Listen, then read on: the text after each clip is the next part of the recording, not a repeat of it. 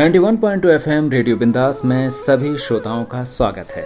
श्रोताओं, आज है रक्षाबंधन। भारतीय संस्कृति के इस महान पर्व की सभी श्रोताओं को हार्दिक शुभकामनाएं।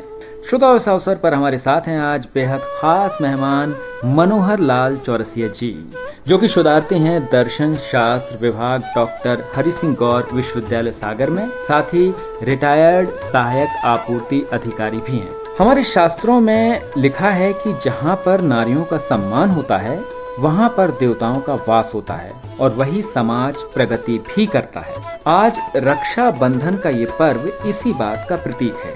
रक्षा सूत्र बंधवाते समय हमें हमेशा नारी की गरिमा का ध्यान रखना होगा, क्योंकि दुनिया में हर स्त्री किसी न किसी की बहन तो होती ही है। शायद इसीलिए महान अवतार योगेश्वर श्री कृष्ण ने अपने अंतिम समय में सर्वाधिक चिंता महिला गरिमा को लेकर की थी।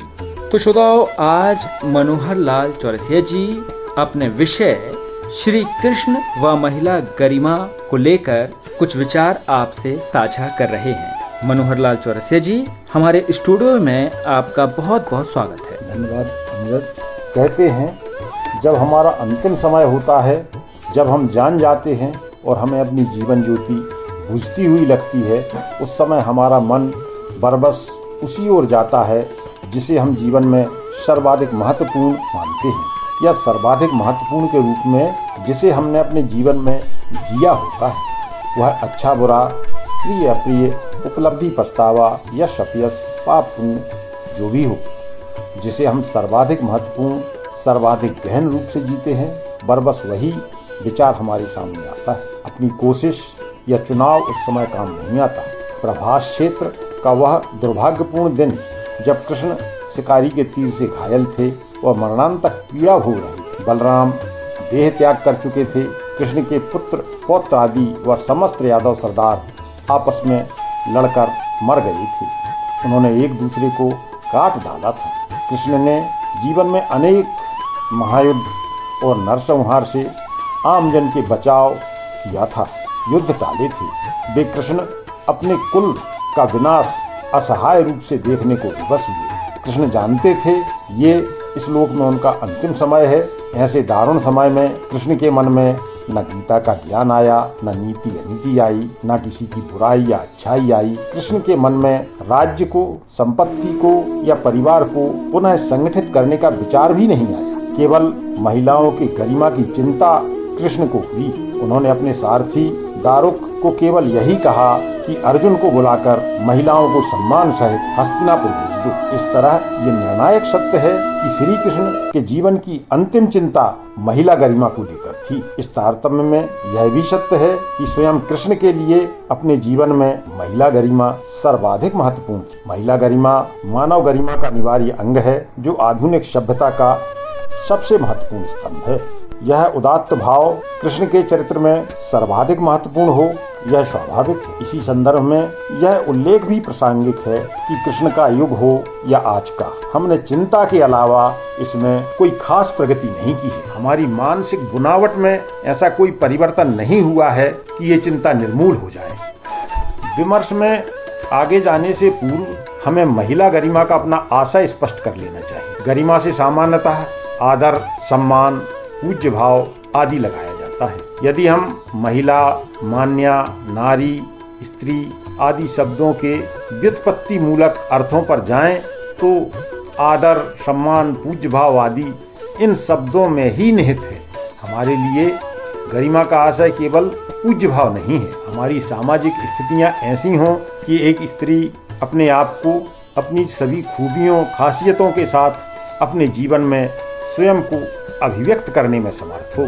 स्त्री को अपने चयन में पूर्ण स्वतंत्रता हो, सभी विकल्प खुले हों, वह किसी भी विकल्प पर जाने या वापस लौटने में समर्थ हो। स्त्री को कहीं दोहरे मानदंडों का सामना न करना पड़े कि पुरुषों की अलग नैतिकता, महिलाओं की अलग नैतिकता। अतः महिलाओं के प्रति सम्मान भाव, उनकी सभी खूबियों के विकास का अवसर, चयन का स्वतंत्र, विकल्पों का खुलापन, समान नैतिक मानक ही महिला गरिमा के मुख्य तत्व हैं। यदि हम अपने वर्तमान समाज में महिला गरिमा पर जाएं, तो हम अपने आप को दयनीय ही नहीं गर्हित स्थिति में पाते हैं। जहाँ महिला गरिमा में हम महिला के चयन की स्वतंत्रता पर बल देते हैं, हमारे यहाँ बच्चियां जन्म लेने को भी स्वतंत्र नहीं हैं। पिछले 10 वर्षों में हमने लगभग 1.5 करोड़ बच्चियों की गर्भ में भ्रूण रूप में हत्या की है।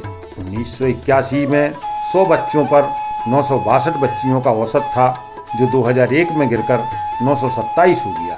सभी प्रयासों के बावजूद दहेज हत्याओं का सिलसिला भी नहीं रुक रहा है, बल्कि ऑनर किलिंग के मामलों में भारी वृद्धि हो रही है। हम अपनी बेटियों के प्रति इतने क्रूर हो गए हैं कि जीन्स पहनने या किसी से मोबाइल पर बात करने पर भी हम उनकी हत्या कर देते हैं। जब हमने बेटियों को जन्मने या जीने की भी स्वतंत्रता नहीं दी है, तो विकास की या चयन की या अन्य स्वतंत्रताएं तो अकल्पनीय ही हैं। ऐसे समाज में सम्मान व पूज्य भाव निरर्थक है। जब हम अपनी इस गर्हित स्थिति के कारणों की खोज में निकलते हैं, तो पाते हैं कि स्त्री के प्रति दोहरे मानदंड हमारी 5000 वर्ष पुरानी संस्कृति में समय के साथ आई जटिलताओं का परिणाम है।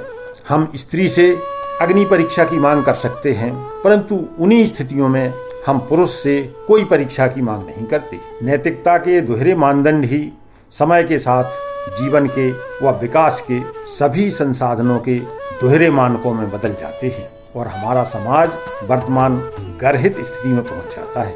ऐसे में प्रत्येक विमर्श में महिला गरिमा पर चिंता हमारा कर्तव्य बन जाता है।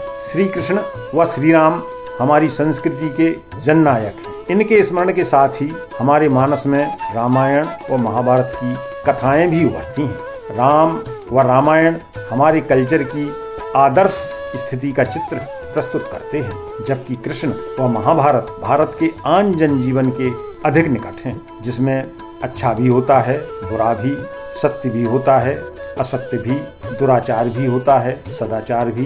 कहा जाता है महाभारत 1.25 लाख श्लोकों का बृहद ग्रंथ है। भाषा विज्ञानियों और पुराण विज्ञानियों द्वारा महाभारत पर गहन रिसर्च किया गया है।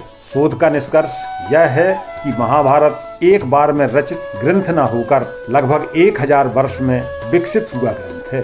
मूलतः यह जय नाम का एक छोटा ग्रंथ था, फिर भारत के रूप में विकास हुआ व अंततः महाभारत के रूप में इसका विकास हुआ। विकास के साथ ही श्री कृष्ण निरंतर अधिकाधिक चमत्कारिक और अलौकिक शक्तियों से संपन्न होते गए। वर्तमान विमर्श का मुख्य सरोकार यह है कि श्री कृष्ण द्वारा जिए गए जीवन दर्शन से हम अपने जीवन को आधुनिक जीवन मूल्यों से, खासकर महिला गरिमा से संपन्न कर सकें। हम ईश्वर से कुछ नहीं सीख सकते, क्योंकि ईश्वर के अर्थ में ही सर्वशक्तिमान होना निहित है। ईश्वर व हम में कोई साम्य नहीं है। हम एक आम आदमी से भी कुछ नहीं सीख सकते, क्योंकि आम आदमी तो हर सांस में समझौता करता है, हर क्षण हारता है। अतः कृष्ण के विषय में ये दोनों अतिवादी धारणाएं इस विमर्श की दृष्टि से निरर्थक हैं। हाँ, हम कृष्ण को विशेष पुरुष या जननायक मानकर जरूर बहुत कुछ सीख सकते हैं। यथासाध्य हमारा विश्लेषण कृष्ण को लेकर इसी विशेष दृष्टि को स्वीकार करता है। हमारे लिए कृष्ण अलौकिक भी नहीं है और साधारण भी नहीं। कृष्ण की समकालीन स्थिति आज जैसी नहीं थी। कृष्ण ने भारत के भद्र परिवारों की महिलाओं का ही नहीं, दूर देशों में बंदी गृहों में बंद कृत दास व दासियों का पुनर्वास भी किया था, सम्मान बहाल किया था। तत्कालीन समय में कामरूप प्राग ज्योतिषपुर होकर तिब्बत व मध्य एशिया होते हुए यूरोप तक भारतीय रत्नों व दास दासियों का व्यापार हुआ करता था। प्राग ज्योतिषपुर का असुर राजा भौमासुर इस जघन्य कारोबार का प्रमुख करता था। भौमासुर ने दासों व रत्नों की यूरोपीय बाजार में आपूर्ति को नियंत्रित करने हेतु 16,100 दास महिलाओं को बंदी बनाकर व अनेक देव रत्नों को हस्तगत करके रखा हुआ था। बंदी महिलाओं के नियंत्रण में रखने हेतु अनेक से भौमासुर के सैनिकों ने यौन अत्याचार भी किया था। फलस्वरूप अनेक गर्भवती थी। भौमासुर ने अपरिमित सैन्य शक्ति का भी संगठन किया था। सैन्य शक्ति के बल पर उसने आसपास के अनेक छोटे छोटे गणराज्यों को हड़प लिया था। वहाँ के सैनिकों, युवाओं, युवतियों को गुलाम बनाकर यूरोप तक बाजारों में बिकवा दिया था। अनेक देव पुरुषों व तीर्थ यात्रियों ने कृष्ण को यह प्रथा बताई।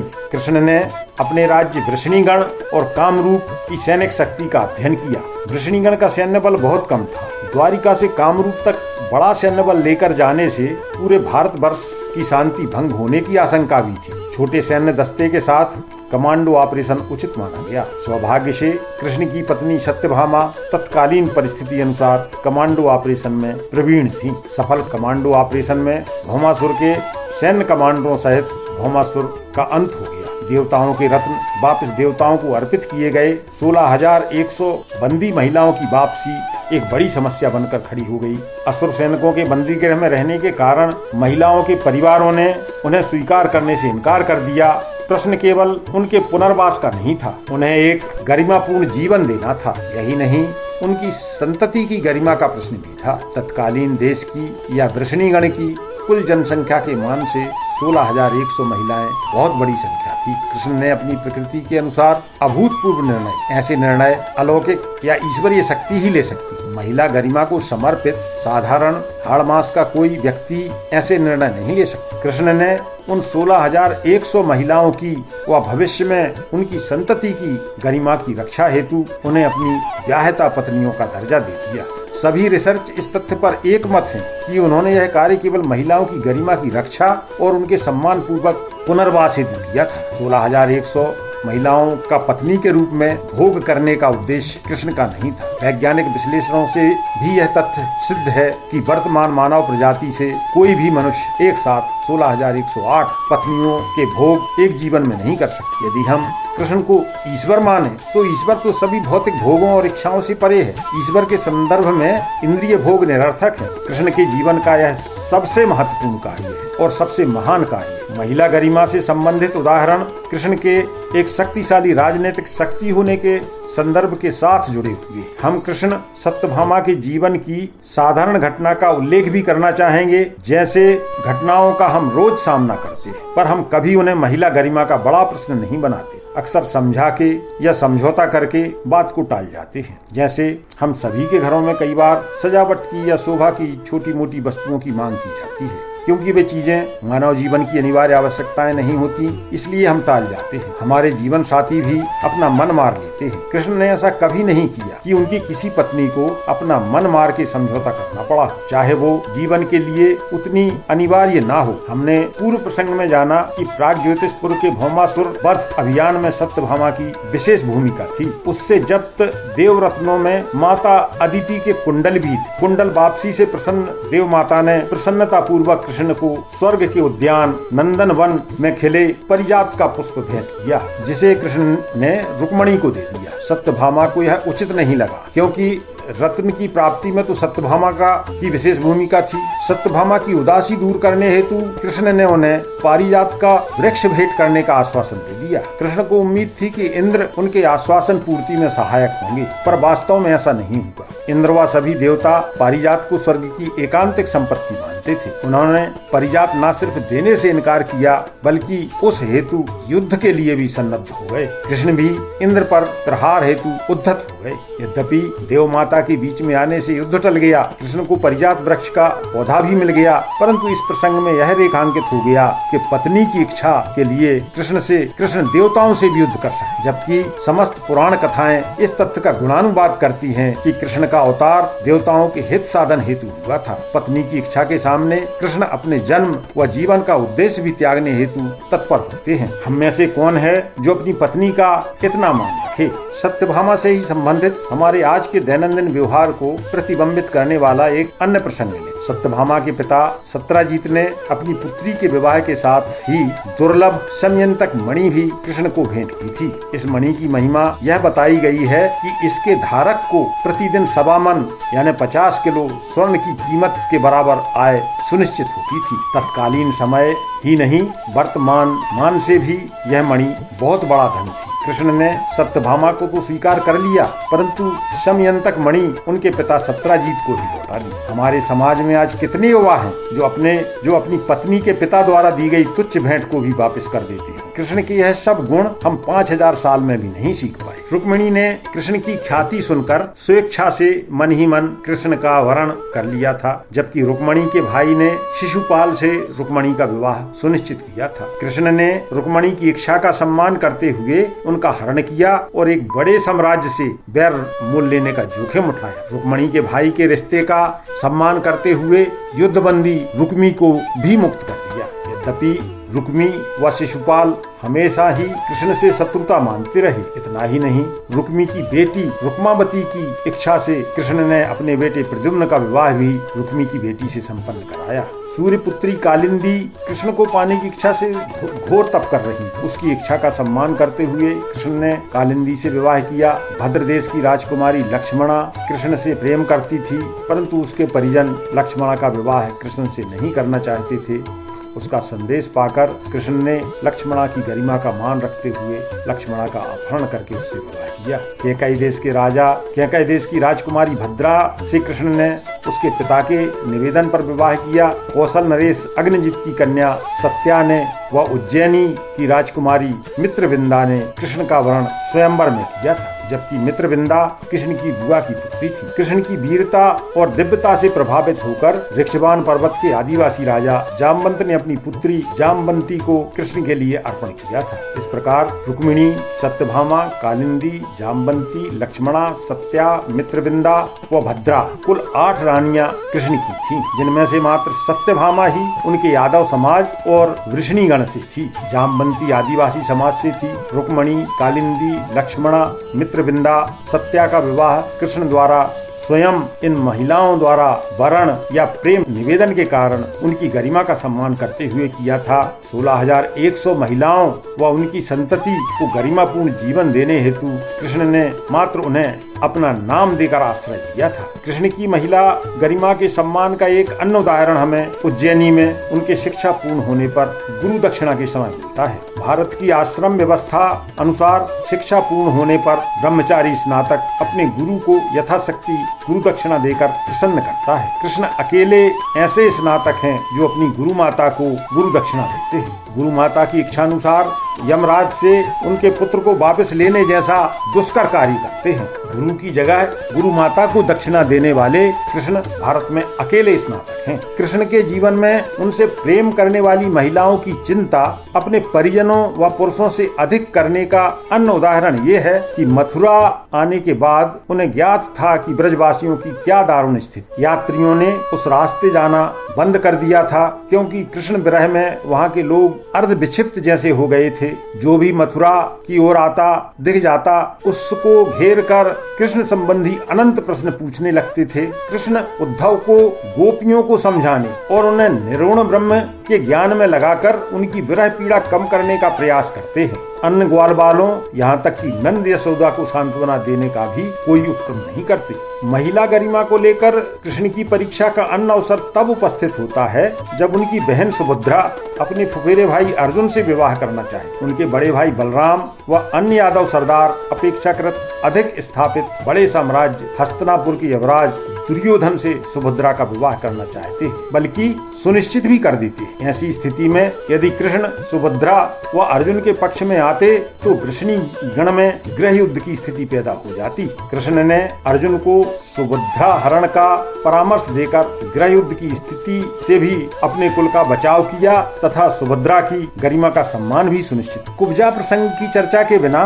कृष्ण का महिला गरिमा विमर्श निश्चय ही अधूरा रहेगा। कृष्ण को मथुरा पहुंचे पहला ही दिन था। कुब्जा एक कुबड़ी महिला थी जिसमें सुगंधित लेप, अंगराग, पुष्पमालाओं के निर्माण की अनोखी सिद्धि थी। महाराज कंस उसके अंगराग, चंदन, पुष्पहार आदि का उपयोग करते थे। कुबड़ापन की शारीरिक व्याधि के कारण वह समाज में तिरस्कृत व उपहास का पात्र थी। सामाजिक तिरस्कार के कारण वह अपने हुनर का व्यावसायिक लाभ उठाने से भी वंचित थी। कंस की दासी के रूप में जीवन जीने को विवश थी। कृष्ण पहचान गए कि इसकी शारीरिक व्याधि गरिमापूर्ण जीवन में बाधक है। कृष्ण ने एक झटके में उस शारीरिक व्याधि का अंत करके उसे निरोग कर दिया। कृष्ण के गोकुल व नंदगांव निवास के दौरान वे अवस्था में बहुत छोटे थे। कोई भी यह उम्मीद नहीं कर सकता कि 10-12 वर्ष का कोई बच्चा महिला गरिमा जैसे समाज दर्शन के विषय को समझेगा या सोच समझकर उसे अपने आचरण में लाएगा। पर अनजाने ही सही श्री कृष्ण के किए गए कार्यों का यदि हम विश्लेषण करें तो हम उसमें मानव गरिमा या महिला गरिमा के तत्व खोज सकते हैं। कृष्ण को समाप्त करने कंस के भेजे अनेक शक्तिशाली दैत्य आए, वे सब समाप्त होते हैं। पुराण कथाओं में यह प्रसंग भी मिलता है। कृष्ण ने सिर्फ पूतना को माँ की गति दी। माँ की गति क्या होती है? साधारण मौत व भाड़े के अन्य हत्यारों की मौत व पूतना को मिली माँ की गति में क्या फर्क है? वह पुराण शास्त्री विद्वान ही जाने, उसमें न मेरी गति है न रुचि है। पर यह फर्क जो मुझे दिखता है मैं जरूर रेखांकित करूंगा कि उनमें सब भाड़े के हत्यारों में केवल पूतना ही महिला थी और कृष्ण ने केवल महिला को ही सदगति दी थी। गोपियों व राधा के साथ कृष्ण के जो संबंध थे मैं उसे साधारण न मानकर असाधारण प्रेम का संबंध तो मानता हूँ। इसकी कोई भी अलौकिक व्याख्या करने में मेरी वैज्ञानिक दृष्टि असमर्थ है, परंतु मैं उसमें कहीं से कहीं तक भी वासना नहीं देखता, क्योंकि एक तो कृष्ण की अवस्था वासना हेतु उपयुक्त नहीं थी, दूसरे कृष्ण कभी भी उस ओर लौटकर वापस नहीं आए, जबकि वासना प्रेमी बार बार अनेक बार लौटकर वासना की पात्र महिला की ओर वापस जाता है, जब तक कि वह स्वयं की, अपने परिवार की व उस महिला के परिवार की गरिमा का विनाश नहीं कर लेता। यह व्यवहारिक सत्य है। आज भी अन्य प्रसंगों का उल्लेख उचित होगा। वर्तमान संदर्भ में भी आज भी जब कहीं भी शक्ति का अवांछित केंद्रीकरण होता है, वह शक्ति सामाजिक, आर्थिक, शारीरिक या किसी भी रूप में हो, बल्कि धार्मिक भी हो, उसका वज्रपात महिलाओं पर ही होता है। गली का गुंडा भी दो चार लोगों पर बढ़त पाते ही लड़कियों को ही परेशान करना प्रारंभ करता है और अवसर पाने पर वही गुंडा सबसे पहले महिलाओं को ही संस्कृति का सबक सिखाता है। उन्हें अशोभनीय स्थितियों में कहीं पीटते हुए, कहीं घसीटते हुए जुलूस निकालता है, अन्य तरह से सार्वजनिक अपमान करता है। शक्ति के केंद्रीकरण के रूप बदलने से प्रताड़नाओं की जटिलता बढ़ती जाती है। अनेक बार तो इतना बदलाव आता है कि हमें प्रताड़ित के ही दोष नजर आते हैं, प्रताड़क सही दिखता है। पुत्रियों के पालक माता पिता, रक्षक उनके भाई ही बहनों की निर्मम हत्या करते हुए पाए जाते हैं। कभी कोई युग इस बुरी स्थिति का अपवाद नहीं था। महाभारत काल भी इसका अपवाद नहीं था। कौरवों का 100 भाइयों का परिवार था और वही भी बिगड़े हुए लड़कों का राजनीतिक परिवार। उन्होंने द्रौपदी के साथ दरबार में जो किया वह उन्हें सहज था। बाप आंखों से अंधा था, बाकी सब लोग राजभक्ति में अंधे थे। द्रौपदी के लिए 1000 जन्मों की मौत एक साथ होने जैसा या बिल्कुल गली के गुंडे द्वारा सरे बाजार निर्वस्त्र घुमाई गई असहाय, गरीब, बेबस, निम्न जाति की लड़की जैसा अनुभव था। पतियों की उपस्थिति ने द्रौपदी की स्थिति को और अधिक पीड़ादायक बना दिया था। वे मौके पर ना होते तो वह फिर भी जी लेती, पर उनके होते वह सांस नहीं ले पा रही थी। ऐसी स्थिति में मौके पर श्री कृष्ण काम आए। वे कृष्ण जो मौके पे थे नहीं, गैर हाजिर कृष्ण। महिला गरिमा के लिए कृष्ण का समर्थन कितना अपार रहा होगा, कितना ख्यात रहा होगा कि अपना सील बचाने और स्थिति से उबरने के लिए द्रौपदी को कृष्ण का नाम लेके पुकारना ही काफी रहा। आज का वैज्ञानिक दृष्टिकोण यह विश्वास नहीं कर सकता कि जादुई शक्ति से कृष्ण ने वस्त्र का आकार बढ़ा दिया था, पर मैं विश्वास के इस मजबूत धरातल पर जरूर खड़ा हूँ कि महिला गरिमा को लेकर कृष्ण का समर्पण असर्त, संपूर्ण व ख्यात था। कृष्ण की शक्ति पर जैसा विश्वास हमें आज है, उनके समकालीन लोगों में उससे सैकड़ों गुना ज्यादा रहा होगा। द्रौपदी के मुंह से कृष्ण नाम की पुकार सुनते ही सूरमाओं के हाथ पैर फूल गए, मुंह सूख गया, शरीर कंपायमान होने लगे, वस्त्रहरण रुक गया, द्रौपदी खुद को संभाल सकी। यही वास्तविकता है। बिल्कुल वैसे ही जैसे गली के उस गुंडे के सामने सहसा सदलबल एसपी की गाड़ी आ जाए, उसकी घिग्गी बन जाएगी, वह भाग जाएगा। यही स्थिति उस दारुण अवस्था में कृष्ण का नाम सुनकर दुशासन, दुर्योधन व अन्य की हुई थी। जरासंध का वध करवाकर 86 राजाओं को मुक्त करके उनके राज्यों की स्वायत्तता बहाल कर, भौमासुर का वध कर, 16,100 महिलाओं का पुनर्वास कर, युधिष्ठिर के राजसू यज्ञ में प्रथम पूज्य पद पाकर कृष्ण ने तत्कालीन राजमानस में यह धाक बैठा दी थी कि कृष्ण जो चाहते हैं वह कर सकते हैं। कृष्ण शक्ति के सभी ज्ञात प्रारूपों से ऊपर हैं। दुशासन, दुर्योधन ही नहीं, भीष्म, द्रोण जैसे लोग भी जानते थे कि कृष्ण जब उन्हें मिटाने का निर्णय कर लेंगे तो वो सफल होंगे। कृष्ण को सैनिक तैयारियों की जरूरत नहीं होगी। सैनिक शक्ति व सामर्थ्य में वृषणीगण और मगध में कोई तौल नहीं था। पूरे गणराज्य को मथुरा की अपनी धरती छोड़कर हजारों कोस दूर द्वारिका विस्थापन हेतु विवश होना पड़ा था। पर जरासंध वध व्यक्तिगत रूप से कृष्ण के निर्णय का प्रताप था। द्रौपदी की शील रक्षा में कृष्ण का यही प्रताप काम आया।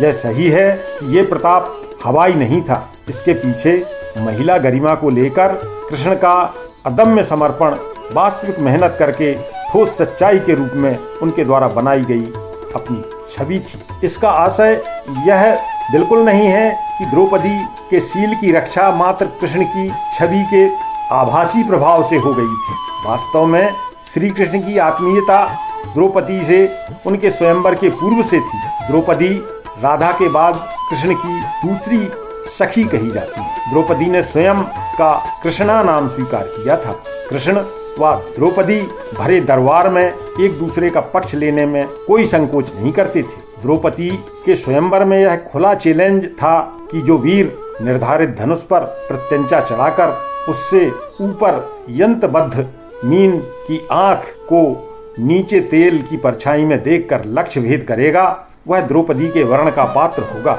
उपस्थित कोई योद्धा धनुष नहीं उठा सका। जब कर्ण उठा वह उसने धनुष उठाकर प्रत्यंचा चढ़ा दी, बाण धनुष पर रखकर लक्ष्य साध लिया। तब सहसा द्रौपदी ने उसे वर्ण करने से इनकार की घोषणा कर दी। ऐसी स्थिति में सबको असमंजस था, पर कृष्ण एकदम स्थिर व दृढ़ थे। द्रौपदी के पिता व भाई उसके पक्ष में उस तेजी से खड़े नहीं हुए जिस तेजी से कृष्ण द्रौपदी के पक्ष में खड़े हुए। ऐसी विषम नैतिक व राजनैतिक परिस्थिति में कृष्ण का महिला के पक्ष में खड़ा होना भारतवर्ष के इतिहास में महत्वपूर्ण घटना है, क्योंकि स्वयंवर की पूर्व शर्तें तो द्रौपदी के पिता महाराज द्रुपद और भाई धृष्टद्युम्न ने निर्धारित की थी। केवल कर्ण के नाम पर आक्षेप ही द्रौपदी का अपना था। एक रूप में कृष्ण उसके भाई व पिता के विरोध में द्रौपदी के पक्ष में खड़े हुए थे। यहाँ कृष्ण का यह स्पष्ट मत प्रकट होता है कि जिस स्त्री का विवाह होना है उसकी मर्जी पर कोई बंधन नहीं होना चाहिए, न नीति अनीति का, न वरिष्ठों की वरिष्ठता का, न परंपराओं का, न उम्मीदों आशंकाओं का। वह जिसे चाहे स्वीकार करे, जिसे ना चाहे अस्वीकार कर दे। अन्य दरबार की घटना युधिष्ठिर के राजस्व यज्ञ में भरे दरबार में कृष्ण शिशुपाल का वध कर देते हैं। इस दौरान उनकी स्वयं की उंगली भी जख्मी हो जाती है। भरे दरबार में चेदीराज की हत्या बड़ी घटना थी, सन्नाटा छाया हुआ था, पर द्रौपदी की प्राथमिकता कृष्ण की जख्मी उंगली थी। उन्होंने तत्काल राजवस्त्र फाड़कर उंगली में बांधकर उसका उपचार किया। द्रौपदी ने न राजाओं में व्याप्त मौत के सन्नाटे से प्रभावित हुई, न राजकीय मर्यादा से। जनश्रुतियों के अनुसार राजवस्त्र फाड़कर उससे कृष्ण की उंगली के उपचार के फलस्वरूप ही द्रौपदी को चीरहरण के समय अनंत गुने वस्त्र का लाभ हुआ था। अन्य मान्यता है कि द्रौपदी द्वारा बांधी गई राजवस्त्र की चिंदी ने रक्षा सूत्र का काम किया था। कृष्ण उसके माध्यम से आजीवन द्रौपदी की हित रक्षा हेतु आबद्ध हो गए थे और तभी से भाई बहन के दिव्य प्रेम का त्योहार रक्षाबंधन चल पड़ा। यदि वास्तव में ऐसा हुआ तो यह बहुत अच्छी बात है, पर क्या आज का हर भाई अपने बहन से दिव्य प्रेम में कृष्ण की ऊंचाई को प्राप्त कर पा रहा है या ऐसा सोच भी रहा है? मुझे तो नहीं लगता। आज तो ऑनर किलिंग के ज्यादातर मामलों का पातक भाइयों के सिर पर होता है। श्री कृष्ण का नाम लेते लेते हमारा समाज कहां से कहां पहुंच गया। जब हमारी आत्मा ने महिला गरिमा को लेकर हमें धिक्कारना ही बंद कर दिया तो कृष्ण का नाम, उनकी महिमा हमारे लिए निष्प्रभावी हो गई। ये संस्कृति का पातक है कि कृष्ण जैसे उदात्त और महिला गरिमा हेतु समर्पित व्यक्तित्व को पुराणों रचनाकारों से लेकर रीतिकालीन कवियों, लोक कवियों, सिनेमा और व्हाट्सएप यूनिवर्सिटी ने मिलकर स्त्री लोलुप के रूप में प्रस्तुत किया और हमारी आत्मा ने हमें धिक्कारा नहीं।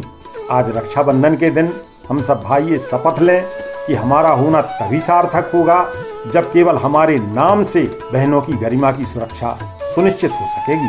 श्री कृष्ण व महिला गरिमा इस विषय पर रोचक चर्चा अभी आप मनोहर लाल चौरसिया जी के साथ सुन रहे थे। चौरसिया जी, अब चलते हैं हमारे सवालों की ओर। कुछ सवाल हैं आपसे। सबसे पहला सवाल हमसे हमारी ये छात्र आपसे पूछना चाहती है। हमारा आज का प्रश्न ये है कि आज के भारत में महिलाओं को लेकर भ्रूण हत्या, ऑनर किलिंग, दहेज हत्या जैसी गंभीर समस्याएं हैं। इनकी प्रकृति जनन्य अपराधों की है। क्या आपको लगता है कि विज्ञान के युग में श्री कृष्ण कथा या इस प्रकार की कथाओं से इन समस्याओं पर कोई प्रभाव होगा? देखिए, अपराधों से अपराध विज्ञान के तौर पर विचार करने या कानूनी रूप से कार्यवाही पर रोक की मांग मैं नहीं कर रहा हूँ, बल्कि और कठोर व त्वरित कार्यवाही की अपेक्षा मेरी ओर से। परंतु हमें यह नहीं भूलना चाहिए कि बेटियों बहनों के प्रति उदासीन होना, उन्हें नहीं चाहना, हमारा निर्मम हो जाना, लगातार बेटियों का अनुपात घटना, इन स्थितियों के सांस्कृतिक कारण भी हैं। सांस्कृतिक समस्या का हमें सांस्कृतिक उत्तर ही खोजना होगा। ऐसा नहीं हो सकता कि हम सांस्कृतिक समस्याओं का हल फिजिक्स में खोजने लगे। मेरा मानना है कि इन समस्याओं के दीर्घकालिक सांस्कृतिक समाधान ही स्थायी समाधान होंगे और यही मेरा प्रयास है। चौरसिया जी, हमारा दूसरा सवाल आपसे यह है कि हमारी संस्कृति में कृष्ण ईश्वर के रूप में पूज्य हैं और मान्य हैं। ये सर्व स्वीकृत कथा है कि श्री कृष्ण ने अपनी ईश्वरीय शक्ति से द्रौपदी की साड़ी का आकार इतना बड़ा कर दिया था कि दुशासन खींचते खींचते थक कर मूर्छित हो गया था, पर साड़ी खत्म नहीं हुई थी। आपने इस प्रसंग को एक अलग ही रंग दे दिया है। किस दृष्टिकोण से इसको ये रंग दिया? यह सही है कि कृष्ण ईश्वर के रूप में मान्य है। मैं यह भी कहता हूँ कि कृष्ण ईश्वर के रूप में मान्य ही नहीं है, बल्कि ईश्वर हैं। पर हमें यह स्वीकार करना होगा कि धर्म हमारा निजी मामला है। हम रेडियो वार्ता में सार्वजनिक विमर्श कर रहे हैं। यह सार्वजनिक माध्यम ही नहीं है, बल्कि एक महत्वपूर्ण सार्वजनिक संदेश भी इसमें निहित है। आधुनिक जीवन मूल्यों के नाम से हम जो भी विमर्श करेंगे, उसकी पहली निष्ठा वस्तुनिष्ठता और वैज्ञानिक दृष्टिकोण के प्रति है। धर्म व धर्म कथाओं का एक साइकोलॉजिकल प्रभाव होता है। उस प्रभाव को मैं स्वीकार किया हूँ और व्यक्त भी किया हूँ। मैं बहनों को ये सलाह तो नहीं दे सकता कि कोई अत्याचार के लिए जब उन्हें घेरे तो वे किसी श्लोक या मंत्र का जाप करने लगें। हाँ, मैं भाइयों को यह संदेश जरूर दे रहा हूँ कि वे अपने नाम में इतना प्रभाव पैदा करें कि उनके नाम के प्रभाव से क्षेत्र के आतताइयों के कंठ सूख जाएं।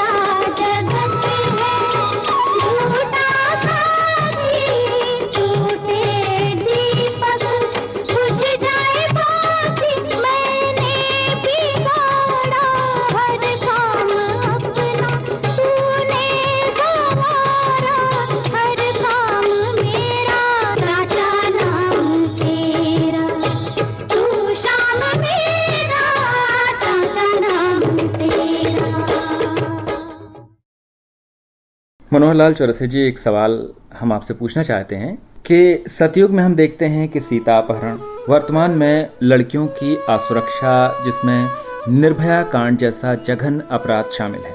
ऐसे मुद्दों पर आप किसे दोषी पाते हैं? देखिए, महिला सुरक्षा हो या महिलाओं के विकास की बाधा हो, महिलाओं के जन्म, बच्चों के जन्म में महिलाओं और पुरुषों का अंतर हो, व्यक्तिगत घटना के रूप में विचार करने का अवसर नहीं है, क्योंकि हम इनमें बहुत पिछड़ चुके हैं। हमारी स्थिति गर्हित स्थिति के समान है। वास्तव में चाहे वो निर्भया कांड हो या वो सीता का हरण हो, इन सब के अनेक सामाजिक कारण रहे और आज भी वो सामाजिक कारण विद्यमान है। सामाजिक शक्तियां हमारे व्यवहार को प्रभावित करती हैं।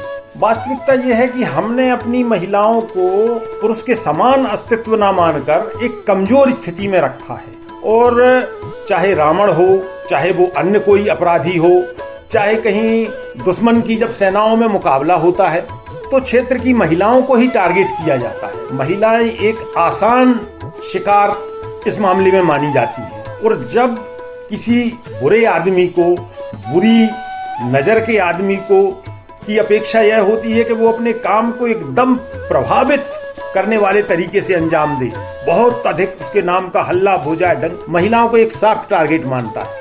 महिलाएं सॉफ्ट टारगेट क्यों हैं? महिलाएं सॉफ्ट टारगेट इसलिए हैं क्योंकि हमने उन्हें अपने बराबर नहीं माना। हमने नैतिकता के डबल स्टैंडर्ड रखे, हमने खान पान के डबल स्टैंडर्ड रखे, हमने रहन सहन के डबल स्टैंडर्ड रखे।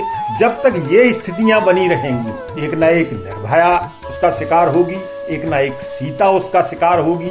चाहे राम कितने भी रावणों का वध कर लें, चाहे पुलिस कितने ही बलात्कारियों का एनकाउंटर कर ले, हमें पहले एक सामाजिक नजरिया इसको लेके अपनाना होगा, जो कि एक वैज्ञानिक नजरिया, संतुलित नजरिया और महिलाओं की गरिमा को सम्मान देने का नजरिया है।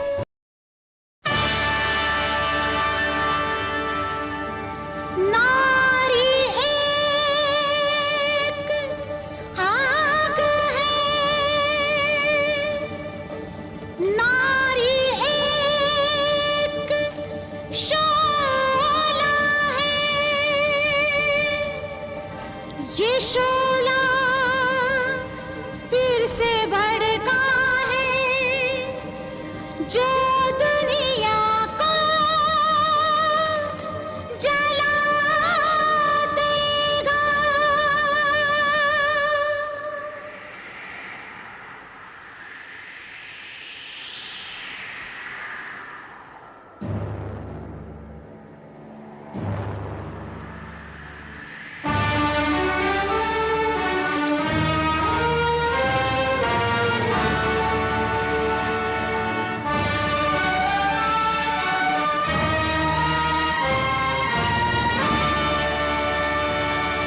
उठो बहनों, जागो बहनों,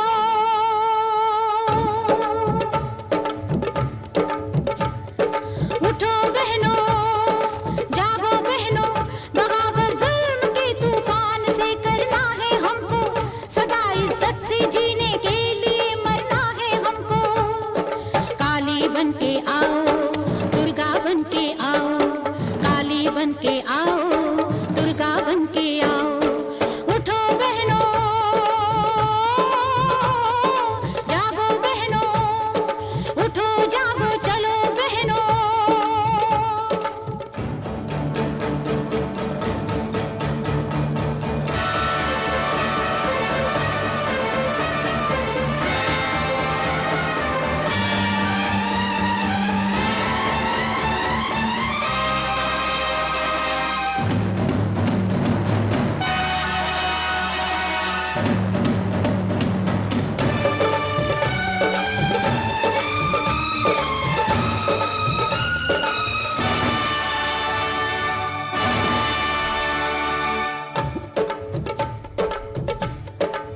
हमें तो बनके सीता शान से जीना है बहनों,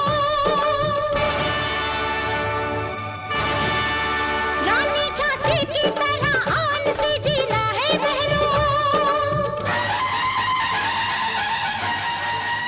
हमें तो बनके सीता शान से जीना है बहनों, रानी झांसी की तरह आन से जीना है बहनों। मिटा के पाप की दुनिया, कुचल के रावणों को, हमेशा सत्य और ईमान से जीना है बहनों। काली बन के आओ,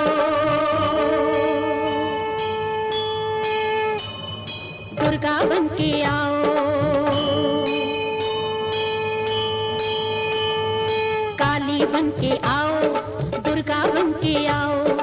उठो बहनों, जागो बहनों, चलो बहनों, बगावत जुल्म के तूफान से करना है हमको, सदा इज्जत से जीने के लिए मरना है हमको। काली बन के आओ, दुर्गा बन के आओ, काली बन के आओ, दुर्गा बन के आओ। उठो बहनों, जागो बहनों, उठो जागो चलो बहनों।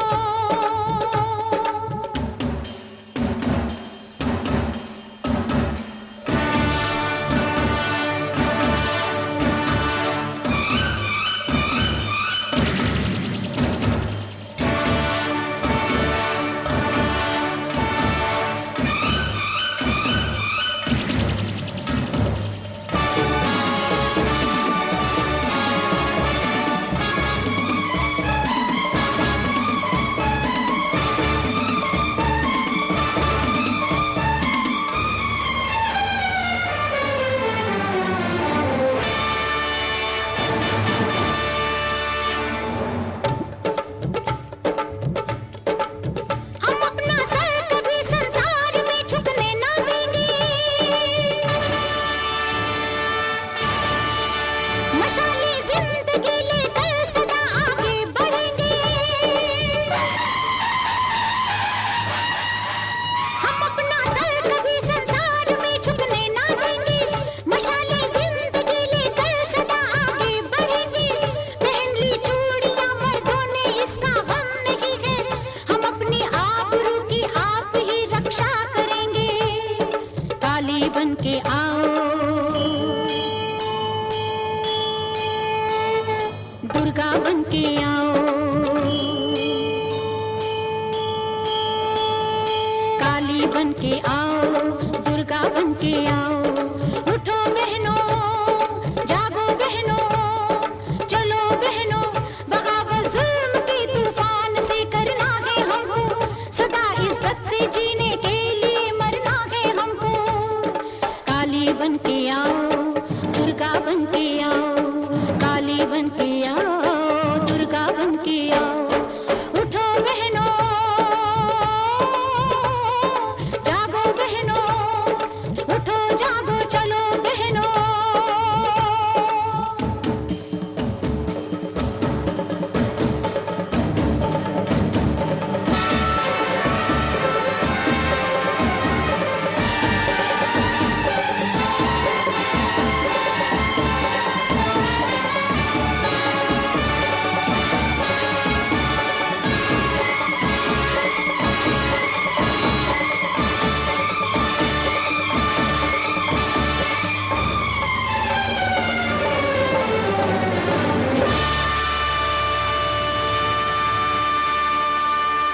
सर, आपके आलेख से स्पष्ट रूप से ऐसा लगता है कि आप निराश हैं। क्या आपको कोई ऐसी स्थिति नहीं लगती कि जिस पे गर्व किया जा सके? ऐसा नहीं है। यह सही है कि हमने बहन बेटियों को लेकर निराशापूर्ण ही नहीं, गर्हित दृष्टिकोण अपनाया है और मैंने वही अपने आलेख में प्रकट किया है। नैतिकता के दोहरे मानक अपनाए हैं और वही मैंने अपने आलेख में प्रकट किए हैं। पर वे उच्च आदर्श जिनके पैमाने पर हम ये आकलन करते हैं, वे उच्च आदर्श भी तो हमने ही सृजे हैं, वो भी तो हमारा ही सृजन है।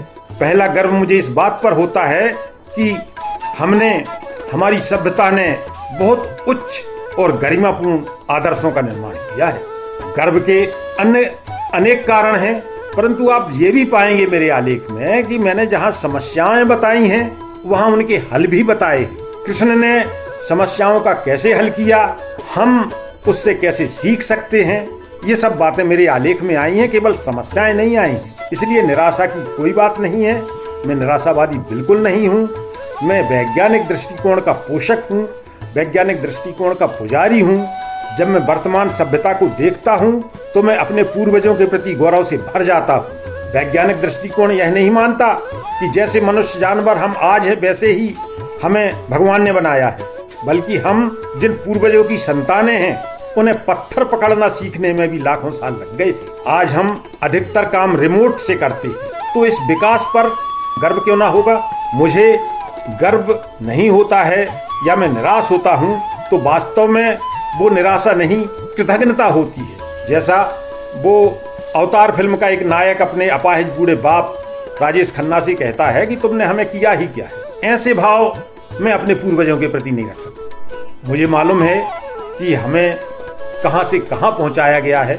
हम जिन चीजों को भोग रहे हैं वो हमारे कृत्य नहीं है, वो हमारे कर्म नहीं है। धनी सा सानी धम गम ग सा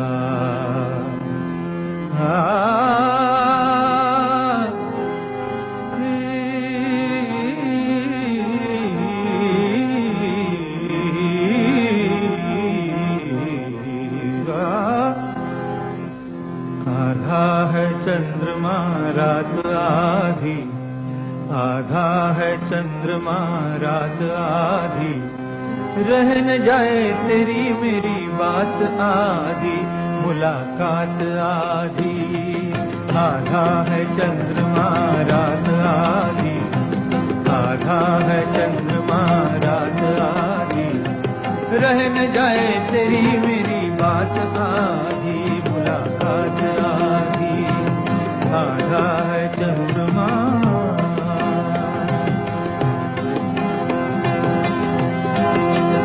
पिया, आधी है प्यार की भाषा, आधी रहने दो मन की अभिलाषा।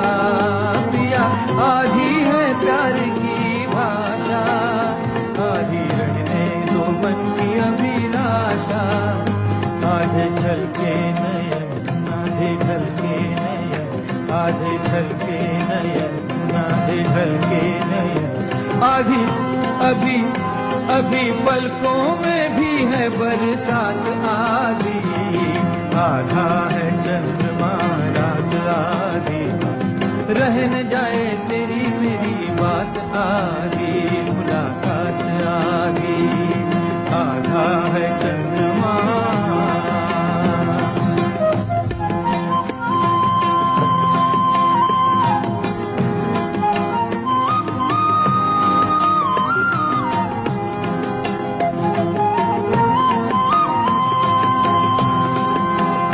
आस कब तक रहेगी अधूरी, प्यास होगी नहीं क्या ये पूरी।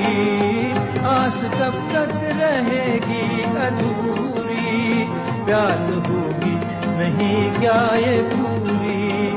प्यासा प्यासा पवन, प्यासा प्यासा गगन, प्यासा प्यासा पवन, प्यासा प्यासा गगन। प्यासे तारों की भी है बारात आधी।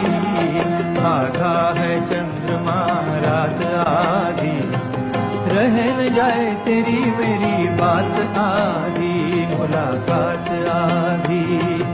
आधा है चंद्रमा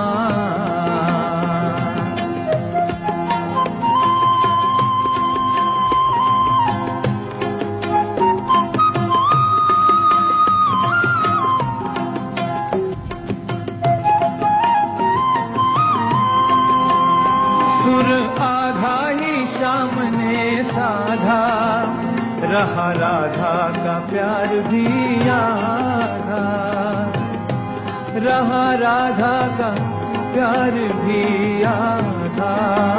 सुर आधा ही शाम ने साधा, सुर आधा ही शाम ने साधा, सुर आधा ही शाम ने साधा। रहा राधा का प्यार भी आधा, नैन आधे मिले होठ आधे हिले, नैन आधे मिले होठ आधे हिले। रही मन में मिलन की वो बात आधी। आधा है चंद्रमा रात आधी, आधा है चंद्रमा रात आधी, रह न जाए तेरी मेरी बात आधी, रह न जाए तेरी मेरी बात आधी, रह न जाए तेरी मेरी बात आधी, मुलाकात आधी। आधा है चंद्रमा रात आधी, आधा है चंद्रमा रात चौरसिया जी, हम एक सवाल आपसे और पूछना चाहते हैं। वर्तमान वैज्ञानिक रिसर्च के युग में श्री कृष्ण के अस्तित्व को लेकर, उनकी ऐतिहासिकता को लेकर अनेक सवाल उठ रहे हैं। आपके आलेख से ये एकदम से साफ नहीं है कि वास्तव में कृष्ण क्या है। वे इतिहास पुरुष हैं या ईश्वर हैं, या कोई सत्ता दोनों हो सकती है, कि वो ईश्वर भी हो, वह मनुष्य के रूप में ऐतिहासिक पुरुष भी हो। ये वास्तविकता है कि कृष्ण को लेकर प्रश्न उठ रहे हैं, पर यह उतना सत्य नहीं है कि जितने प्रश्न किसी विषय को लेकर उठना चाहिए उतने नहीं उठ रहे हैं। मेरा जो दृष्टिकोण है, जो वैज्ञानिक दृष्टि है, वो तो हर विषय में प्रश्न की डिमांड करती है, और मैं ये चाहता हूँ कि और अधिक प्रश्न होते तो ज़्यादा अच्छा होता। हमें प्रश्नों से भागना नहीं चाहिए, हमें प्रश्न करना अपने बच्चों को सिखाना चाहिए, ऐसा मैं मानता हूँ। जहाँ तक कृष्ण की वास्तविकता को लेकर उठ रहे प्रश्नों के संदर्भ में मेरी बात है, कृष्ण निश्चित रूप से वास्तविक हैं, 100% वास्तविक हैं, उतने ही वास्तविक हैं जितने वास्तविक हम हैं और हमारी संस्कृति है। ऐसा नहीं हो सकता कि कृष्ण वास्तविक ना हो और हमारी संस्कृति वास्तविक हो। हमारी संस्कृति की आत्मा कृष्ण है, ऐसी स्थिति में वो अवास्तविक होंगे। या मैं या अन्य कोई भी व्यक्ति जो संवेदनशील है या जिसके पास कोई विचार की दृष्टि है, वो ऐसा नहीं मानेगा। कृष्ण आज भी हैं और आगे भी रहेंगे। गीता में कृष्ण की ये उद्घोषणा, अर्जुन से वो कहते हैं कि ना ऐसा कोई समय था जब तू नहीं था और मैं नहीं था, ना ऐसा कोई समय होगा जब तू ना होगा ना होऊंगा। वास्तव में हमारे जो भारतीय दर्शन की दृष्टि है, इस विषय में बहुत स्पष्ट और बहुत साफ है। कृष्ण ही सतत नहीं है, हम भी सतत हैं। आत्मा और परमात्मा हमारे दृष्टि में, हमारी दार्शनिक दृष्टि में दोनों सतत हैं। तो हम कृष्ण को, उनके चरित्र को अवास्तविक मानने लगे या केवल ये कहने लगे कि व्यास के कृष्ण तो झूठे हैं और शिवाजी सावंत के कृष्ण असली हैं, ऐसा नहीं है।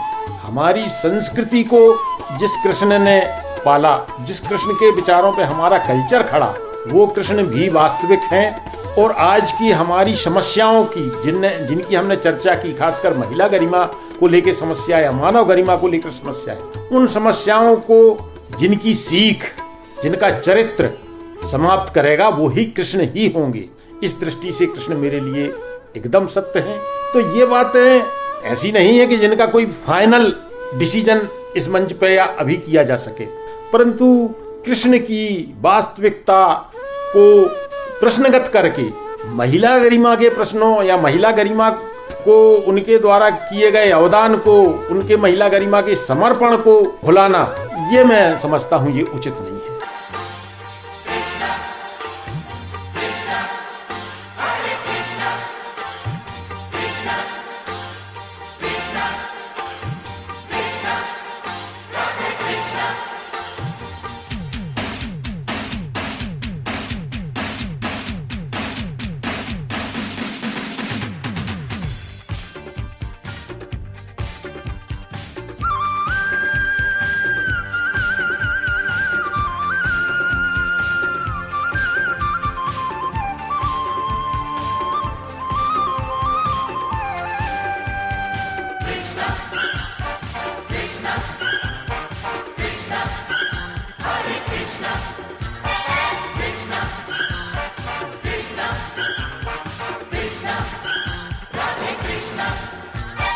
Krishna, you are the greatest musician of this world. Oh Krishna, you are the greatest musician of this world. Krishna, Hare Krishna, Krishna, Hare Krishna. बांसुरी से तूने प्रेम संदेशा दिया है मोहना, बांसुरी से तूने प्रेम संदेशा दिया है Mohana. Oh Krishna, you are the greatest musician of this world.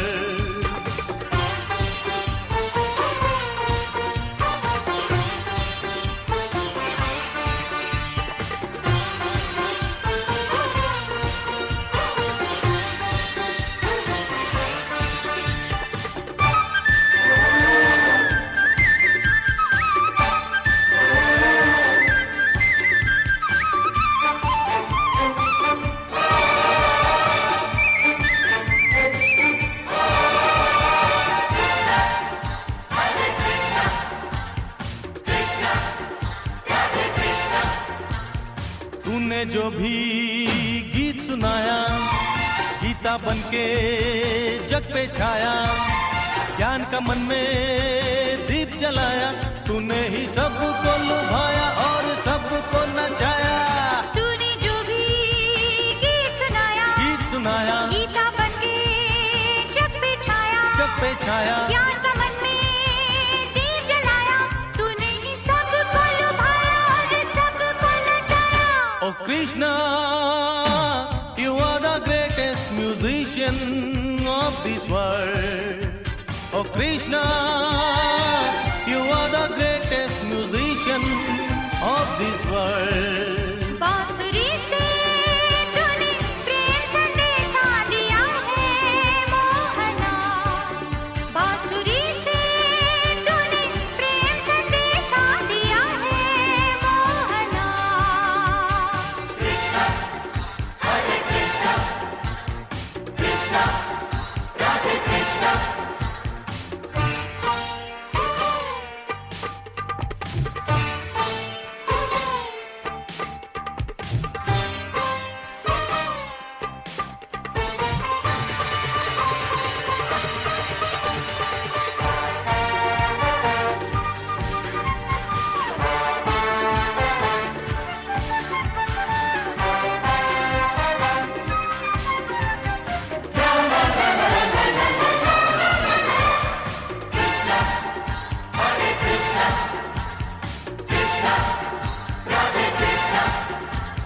प्यार को तूने किया है पावन, हर इंसान को दिया है जीवन, हर आंगन में राधा मोहन, तूने ही जग को अमर संगीत सुनाया।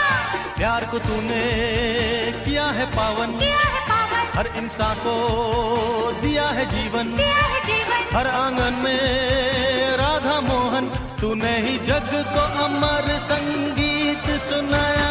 Oh Krishna, you are the greatest musician of this world. Oh Krishna, you are the greatest musician of this world. बांसुरी से तूने प्रेम संदेशा दिया है मोहना, बांसुरी से तूने प्रेम संदेशा दिया है मोहना।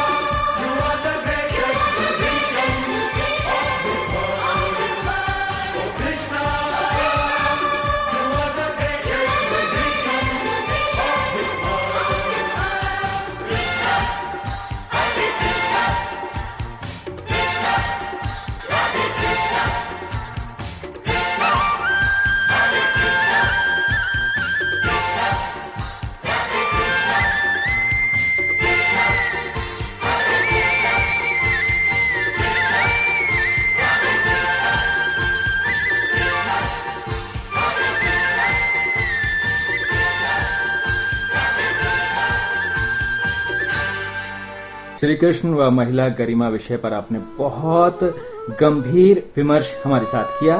अब आखिरी में जो हमारे इस कार्यक्रम की रवायत है कि हम चाहते हैं आप कोई ऐसा संदेश हमारे श्रोताओं को दें जिससे उन्हें कोई शिकायत ना हो।